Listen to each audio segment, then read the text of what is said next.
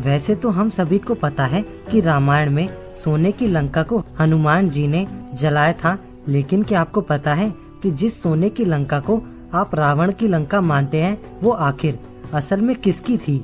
अगर पौराणिक कथाओं की माने तो कुछ ऐसी बातें हैं जो आपको हैरानी में डाल सकती हैं। साथ ही सोने की लंका रावण की नहीं बल्कि माता पार्वती की थी। तो मैं आपको बताता हूँ इसके बारे में। दरअसल एक बार की बात है, लक्ष्मी जी, विष्णु जी जब भगवान शिव पार्वती से मिलने गए कैलाश पर, कैलाश का वातावरण काफी ज्यादा ठंडा होने के कारण लक्ष्मी जी को ठंड लगने लगी। कैलाश पर ऐसा कोई भी महल नहीं था जहाँ पर लक्ष्मी जी को थोड़ी राहत मिल सके।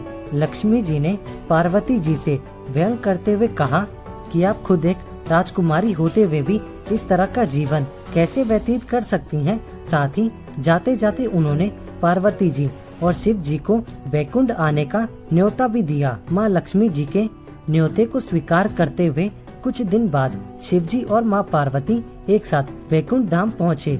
वैकुंठ धाम के वैभव को देखकर माता पार्वती जी आश्चर्यचकित रह गयी। साथ ही इसे देखने के बाद उनकी लालसा बढ़ गई कि उनके पास भी एक वैभवशाली महल हो। जैसे ही माँ पार्वती कैलाश पर पहुँची, भगवान शिव से महल बनवाने का हठ करने लगी। उसी के बाद भगवान शिव ने पार्वती जी को भेंट करने के लिए कुबेर से कहलवाकर दुनिया का सबसे अच्छा महल बनवाया।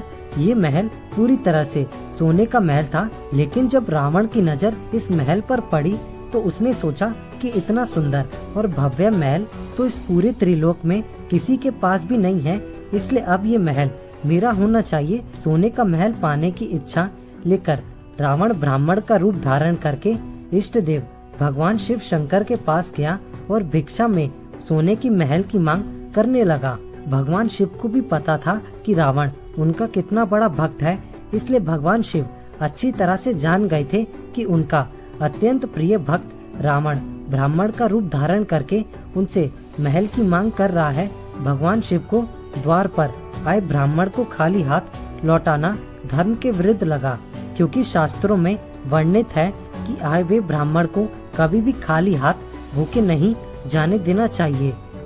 इसके बाद भोले शंकर ने खुशी खुशी महल को दान में दे दिया। जब ये बात माँ पार्वती को पता चली तो वो बेहद गुस्सा हो गई।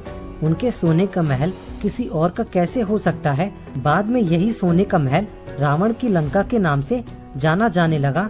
हो सकता है कि आप दूसरी जगह पर इस कहानी को पढ़ें तो आपको कुछ और ही कथा पढ़ने को मिले। आपको इसके बारे में क्या कहना है नीचे कमेंट करके हमें जरूर बताएं।